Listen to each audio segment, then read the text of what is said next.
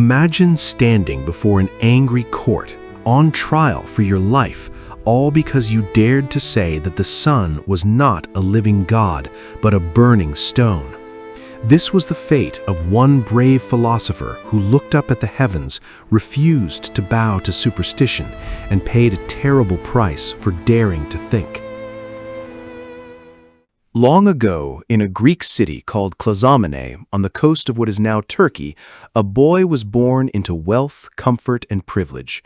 His name was Anaxagoras, and he entered the world around the year 500 before the Common Era, heir to rich lands and a respected family name. Everything about his early life pointed toward an easy future of property, politics, and quiet prosperity. Yet from his earliest years, this strange and thoughtful child cared nothing for the riches that others spent their whole lives chasing. Something in him burned for a different kind of treasure, one that could not be measured in gold or land. No one who watched him grow could have guessed how far his restless mind would one day carry him. Wealth meant so little to him that he did something almost no one in the ancient world could understand. As a young man, Anaxagoras simply walked away from his vast inheritance, handing over his lands and property to his relatives without regret. When people asked him why he cared so little for his own fortune, his answer revealed the whole shape of his soul. He was not interested in the things that money could buy, but in understanding the nature of the heavens and the secrets of the cosmos. To him, a single truth about the stars was worth more than all the estates in Greece. In that single act of letting go, the whole direction of his life was quietly decided. Comfort and security, the very things most people crave, meant almost nothing to him at all. People who knew him told a story that captured his strange and beautiful priorities perfectly. When someone once asked Anaxagoras what the purpose of being born was, what could possibly make a human life worth living, his reply was unforgettable. He answered that the reason for living was to study the sun, the moon, and the heavens, to gaze upward and try to understand the vast order of the universe. For him, the deepest joy a person could know was the joy of understanding, of unlocking the hidden workings of reality. In that single answer lies the beating heart of everything he would become. No answer, perhaps, has ever captured the pure spirit of the scientist quite so perfectly. To live in order to understand, and not merely to survive, was the whole of his philosophy. Curiosity of an almost overwhelming intensity seemed to possess him from his first days. While other children played games in the streets of Clazomenae, the young Anaxagoras stared up at the moving lights in the sky and wondered what they truly were. He was not content to accept the old stories that the sun was a god riding a chariot or that thunder was the anger of Zeus. He wanted real answers, natural explanations, the actual causes hidden behind the dazzling face of nature. This hunger to understand rather than merely to believe would carry him toward greatness and toward disaster alike. That refusal to accept easy stories would become the guiding fire of his entire existence. The mysteries of the sky seemed to call to him with a voice that no one else could hear. Around the age of 20, Anaxagoras made a decision that would change the entire history of philosophy. He left his comfortable home and traveled to Athens, the rising jewel of the Greek world, a city bursting with energy, ambition, and new ideas. Athens had never before been home to a serious philosopher, for the great thinkers had always lived in other cities scattered across the Greek world. By bringing philosophy to Athens, Anaxagoras planted a seed that would one day blossom into Socrates, Plato, and Aristotle. He was, in a very real sense, the man who first lit the lamp of philosophy in the city that would become its eternal home. With that one journey, the future capital of Western philosophy received its very first spark. Athens in those days was a place of extraordinary brilliance, wealth, and dangerous political passion. The city was growing into the most powerful and cultured society in all of Greece, filled with artists, poets, statesmen, and dreamers. Into this glittering world stepped the quiet philosopher from Clazomenae, carrying ideas that would both enchant and horrify the people around him. He spent perhaps 30 years in Athens, thinking, teaching, and slowly gathering a small circle of devoted admirers. During those decades, he would befriend some of the most important people of his age and make some of the most dangerous enemies as well. Here, amid beauty and danger alike, his greatest ideas and his darkest troubles would be born. At the heart of his philosophy lay one of the most original ideas anyone had ever conceived. Anaxagoras looked at the world and asked a question that had troubled thinkers for generations. How could one thing turn into a completely different thing? How could bread and water, when eaten, become flesh and bone and hair and blood inside a living body? His answer was breathtaking in its strangeness, for he proposed that everything contains a portion of everything else. In each piece of bread, he claimed, there were already tiny hidden pieces of flesh, bone, and every other substance in the world. It was a bold attempt to solve one of the oldest riddles that had ever puzzled the human mind. It was a question that struck at the deepest riddle of how the world could possibly work. Everything is in everything, he taught, and this simple phrase held a universe of meaning within it. In each drop of water, Anaxagoras believed there were invisible portions of every other thing that existed anywhere in the cosmos. Gold contained hidden traces of silver and stone and flesh, while flesh contained hidden traces of gold and water and air. Nothing was ever truly pure, and nothing was ever truly created or destroyed, for all things were mixed together from the very beginning. What we call change, he explained, was simply the shifting of these hidden ingredients, some coming forward while others fell away. In this vision, the whole universe became a single vast mixture, endlessly rich and endlessly deep. These invisible building blocks of reality he described as seeds, infinitely small and infinitely numerous. Every substance that could ever exist was present, he said, in seeds too tiny for any eye to see, packed into every corner of the world. A thing appeared to be gold because gold seeds were the most numerous within it, while other seeds hid quietly beneath the surface. This was a stunning anticipation of ideas that would not fully return to science for more than 2,000 years. In imagining a world built from countless invisible particles, Anaxagoras was reaching toward a truth that lay far, far ahead of his time. No one else in the ancient world had dared to imagine matter divided so finely and so completely. Still, a puzzle remained. For if everything was mixed with everything, what force could ever bring order out of such chaos? If all the seeds of all things were jumbled together in an infinite mixture, why did the world have any shape or structure at all? To answer this, Anaxagoras introduced an idea so powerful that it would echo through all Western thought that followed. He proposed the existence of Nous, a Greek word meaning mind or intelligence, a cosmic force that set the whole universe in motion and gave it order. Mind, he declared, was the great organizing principle standing behind the visible world.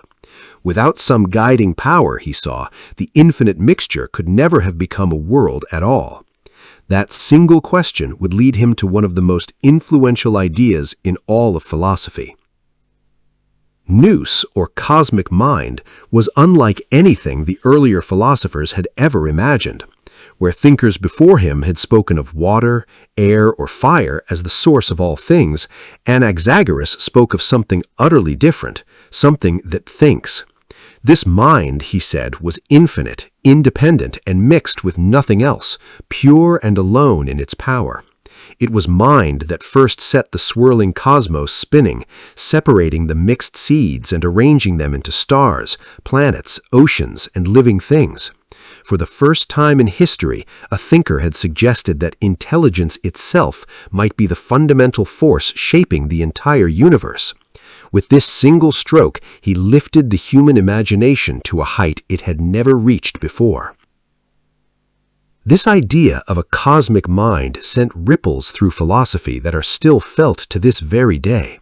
When the young Socrates first heard that Anaxagoras had made mind the cause of all things, he was thrilled beyond words, convinced he had found a teacher who could explain the deepest purposes of the universe. Later thinkers would build upon this notion, seeing in it the first glimmer of the idea that the cosmos might be guided by reason rather than blind chance. Whether mind was truly divine or merely a natural force, Anaxagoras had opened a door that philosophy would never again be able to close. He had made intelligence itself a subject of wonder. In naming mind as the source of order, he changed forever the questions philosophy would ask. Even the brilliant Socrates, however, would come away from Anaxagoras with a strange feeling of disappointment. Socrates had hoped that the cosmic mind would explain why everything was arranged for the best, revealing the deep purpose behind all of nature.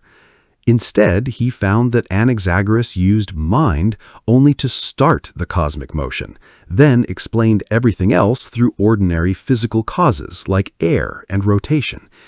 It was as if a great promise had been made and only partly kept. A door opened onto wonder and then quietly half closed.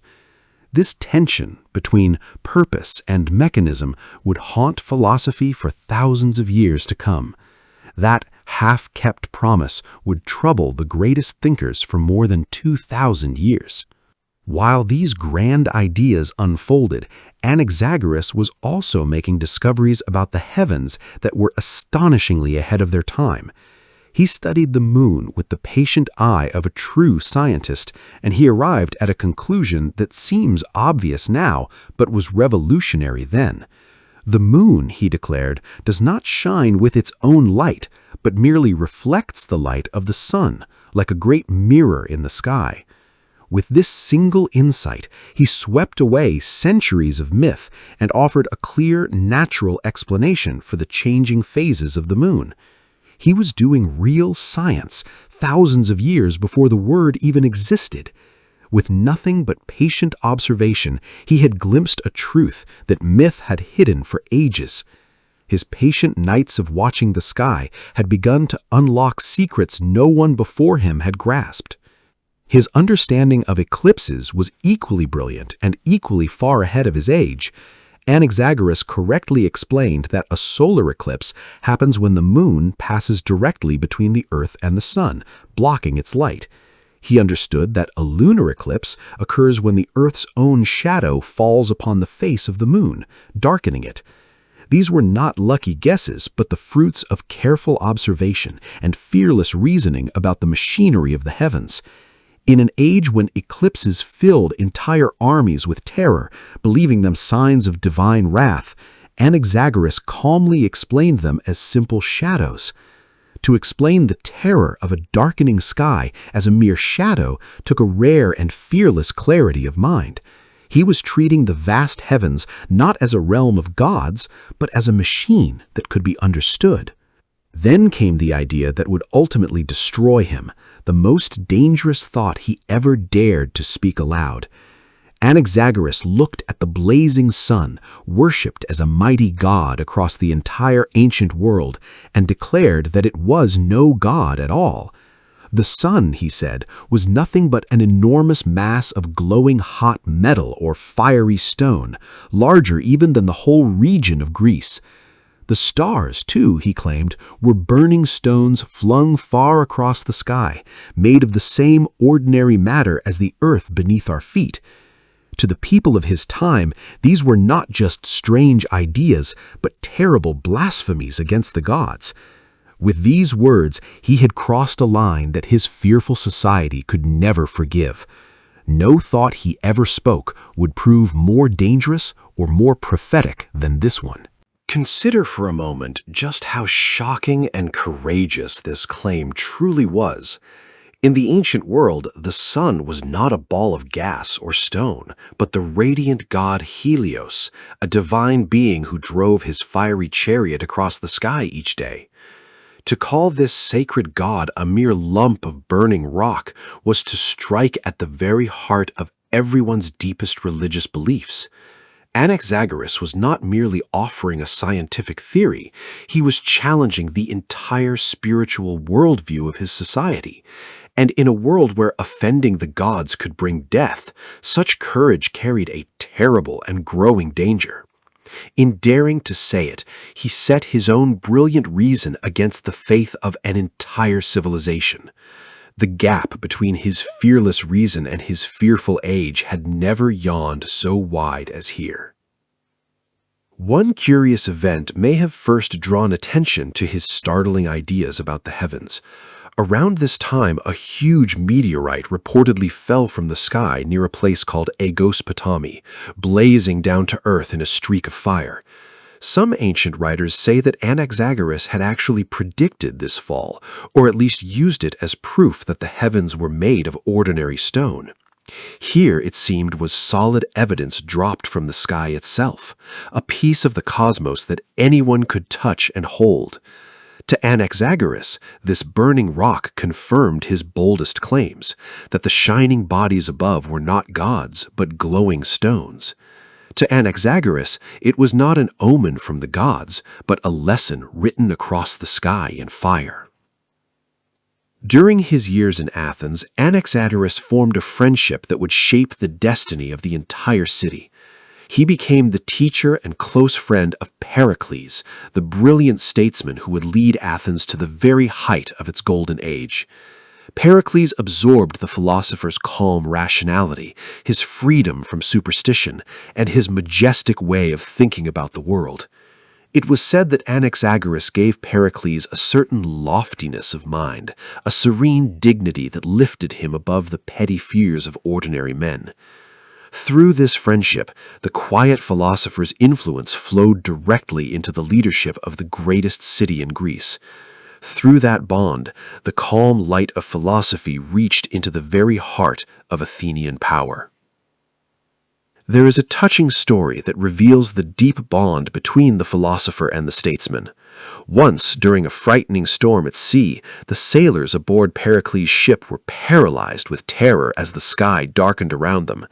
Pericles, remembering the teachings of Anaxagoras, calmly explained the natural causes of the storm and steadied the frightened men with reason instead of fear.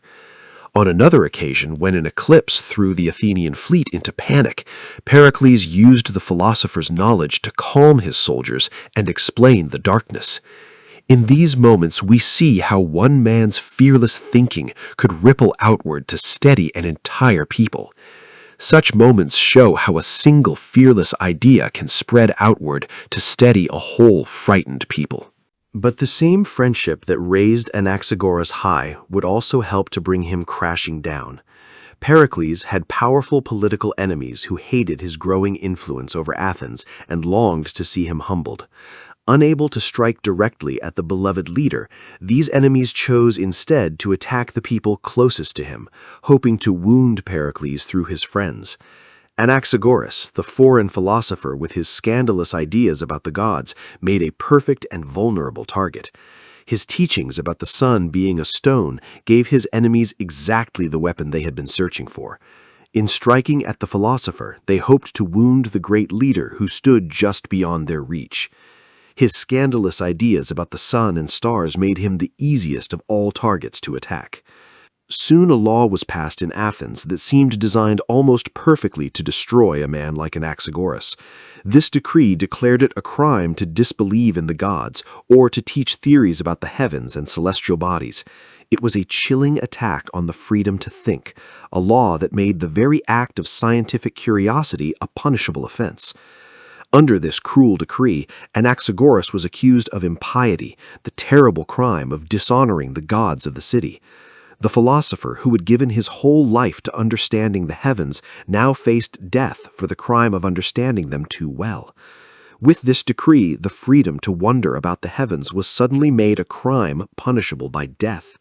The pursuit of natural knowledge itself had, in a single stroke, been branded as a sin. The trial of Anaxagoras stands as one of the first great clashes between science and superstition in human history. He was dragged before the Athenian court and accused of denying the gods by teaching that the sun was a glowing stone rather than a divine being. The charges carried the threat of death, for impiety was among the gravest crimes a citizen could commit. Here was a man on trial not for any act of violence or theft, but simply for the ideas inside his own head. In that courtroom, the ancient world was wrestling with a question that still burns today. How free should a human mind be allowed to be? That ancient courtroom became a battlefield for a question that humanity is still fighting over today. On one side stood the ancient gods and old fears, and on the other stood the fragile light of reason. What truly happened at the trial of Anaxagoras remains tangled and uncertain, lost in the fog of ancient history. Some sources say that Anaxagoras was condemned to death and that only the desperate intervention of his friend Pericles saved his life at the last moment. Others tell us he was fined a great sum of money and sentenced to exile, driven out of the city he had helped to enlighten. Whatever the exact outcome, one thing is painfully clear, that Athens turned against the very philosopher who had brought her the gift of philosophy. The city of wisdom had chosen fear over understanding. Whatever the truth, the city that had learned to think now turned in fear upon the man who taught it. A city that had risen on the wings of thought now clipped them in a moment of fear and rage. Forced from his beloved Athens, the aging philosopher made his way into a lonely and sorrowful exile. After perhaps 30 years of teaching and thinking in the greatest city of Greece, Anaxagoras was cast out, an old man driven from his home for the crime of curiosity. He settled at last in the city of Lampsacus, far across the Aegean Sea, where he lived out his final years in quiet dignity. There is something deeply moving in the image of this brilliant mind, rejected by the city he had loved, spending his last days among strangers. Yet even in exile, his spirit remained unbroken and serene. There is a quiet heartbreak in imagining that brilliant old mind cast out and wandering far from home. Even in that bitter loneliness, though, his mind remained as clear and bright as the stars he loved. A famous story about his response to exile reveals the greatness of his soul. When someone lamented that Anaxagoras had lost the company of the Athenians, that he had been torn away from the finest city in the world, the philosopher gently corrected them. "It is not I who have lost the Athenians," he is said to have replied, "but the Athenians who have lost me." In another version, told that he was dying far from his homeland, he calmly answered that the road down to the underworld is the same distance from anywhere. In these serene words, we hear a man who had made peace with the whole cosmos. In those calm words, we hear a soul that had long since made its peace with fate and with the stars. He belonged, he seemed to feel, not to any single city, but to the whole vast and ordered cosmos. In Lampsacus, unlike in Athens, the people seemed to have treasured the philosopher who came to live among them. When Anaxagoras died around the year 428 before the Common Era, the citizens honored him with deep and genuine respect. It is said that when they asked the dying philosopher how he wished to be remembered, he requested that the children be given a holiday each year on the anniversary of his death. For generations afterward, the story goes, the school children of Lampsacus enjoyed a yearly day of play in his honor. What a beautiful memorial for a man who had spent his life in the joy of learning. It was the kind of honor that no court verdict could ever grant or take away. They understood, as Athens had not, that they were sheltering one of the great minds of the age. Looking back across the centuries, we can see just how much this one exiled thinker gave to the world. He brought philosophy to Athens and helped ignite the greatest flowering of thought in human history. He imagined a universe built from infinite invisible particles, anticipating ideas that modern science would only rediscover thousands of years later. He explained the light of the moon, the nature of eclipses, and the true character of the sun and stars with astonishing accuracy. And he introduced the revolutionary notion that mind itself might be the great ordering force behind all of reality. Few human beings in all history have given so much and asked so little in return. Each of these gifts alone would have secured his place among the immortals of human thought. Yet perhaps his greatest gift was not any single idea, but the courage he showed in daring to think at all. Anaxagoras lived in a world ruled by fear of the gods, where questioning the heavens could cost a person everything they had. He chose truth over safety, understanding over comfort, and paid for that choice with his home, his peace, and nearly his life. In doing so, he became one of the first great martyrs in the long and noble struggle for freedom of thought. Every scientist and philosopher who has ever dared to challenge a comfortable lie walks in the footsteps he first cleared. His courage lit a torch that would be carried by every free thinker who came after him. To think freely in a world ruled by fear was, in his hands, an act of quiet and enduring heroism. So the next time you look up at the sun blazing in the sky, remember the brave philosopher who dared to call it a stone. Remember that he gave up his fortune, left his home, and risked his very life, all for the simple and dangerous act of trying to understand the universe. Remember that the freedom we now have to question, to wonder, and to seek natural truth was bought long ago by thinkers like him at a terrible cost. Anaxagoras looked into the heavens and saw not gods to be feared, but a cosmos to be understood. And in daring to see it, he helped set the human mind free. And in that fearless upward gaze, something of his ancient spirit still lives on in each of us. He gave up everything he had so that we might one day gaze at the sky without trembling. Anaxagoras died more than 2,400 years ago, an exile far from the city he had loved and enlightened, condemned for the crime of looking at the sun and seeing a stone instead of a god. And yet his courage still shines across the ages like the very starlight he tried to understand. He was the man who gave up a fortune to study the heavens, who brought philosophy to Athens and shaped the mind of Pericles, who imagined a universe of infinite hidden seeds and a cosmic mind that set all things in order, and who paid for his fearless curiosity with exile and disgrace. His ideas about the sun and the moon and the stars, once condemned as blasphemy, turned out to be far closer to the truth than the comfortable myths of his accusers. Every time a human being chooses to seek an honest answer rather than accept a convenient lie, every time someone looks up at the night sky and wonders instead of trembling, the spirit of Anaxagoras lives again. If his story has moved something in you, then let it remind you that the search for truth has always demanded courage, that those who see farther than their age are often punished for it, and that the freedom to think, so precious and so fragile, was won for us by lonely souls who refused to stop asking why. So look up, wonder without fear, and honor the memory of the man who taught the world that even the sun is something we are allowed to understand.